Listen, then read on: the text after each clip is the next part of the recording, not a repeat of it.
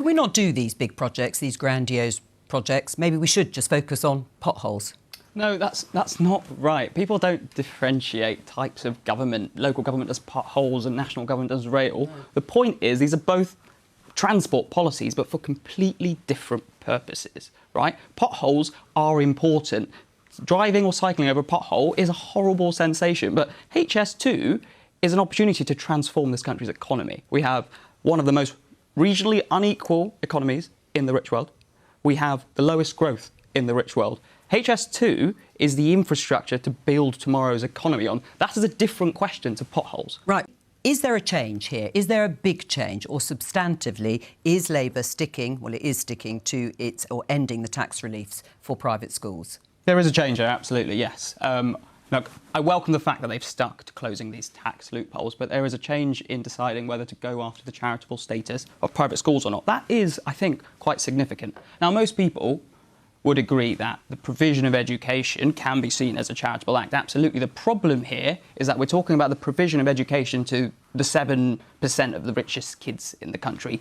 Is that a form of charity or not? I think that is a debate worth having. But the thing with this, and as we just saw about this partisan sort of debate between the Labour and Tory MP opposite me, is that the people who are losing here are kids, right? The most interesting thing about Starmer's interview with Nick Robinson was that he said he wants state school children to have exactly the same life chances as kids who go to private school. That is a massive, massive ambition. It's not about a moral crusade against private schools. It's about bringing up state schools. Now, we can funnel this money from taxing private schools into state schools, but it's going to require a whole much bigger rethink of our education system here if we're going to level up chances for children in this country. Would it cut the number of deaths from taking these sorts of drugs?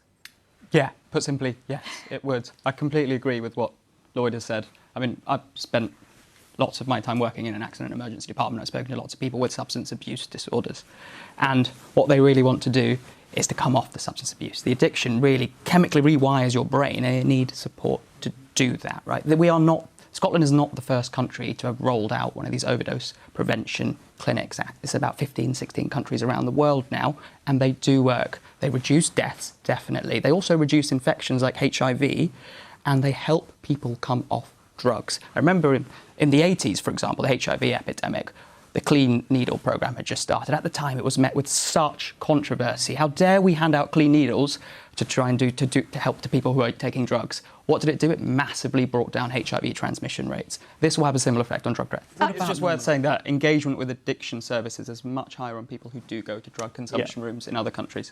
Yeah. But politically, there just doesn't seem to be the appetite, does there, at a national level? I know Lloyd is saying he would personally be in favour of it, either from the Conservatives or the Labour Party. Because our politicians have difficulty separating substance dependence as a health issue versus it as a criminal issue. Now, this health intervention service is not condoning the illicit trade of drugs. That is a different issue that requires attention. And we need to separate these issues so we don't dehumanise people who live into their 30s and 40s and have miserable lives versus the trade of drugs. Right, can I just say that is simply not true. This is a debate in which people seem to deploy evidence to marshal a particular moral point of view, and therefore it's really difficult to discuss.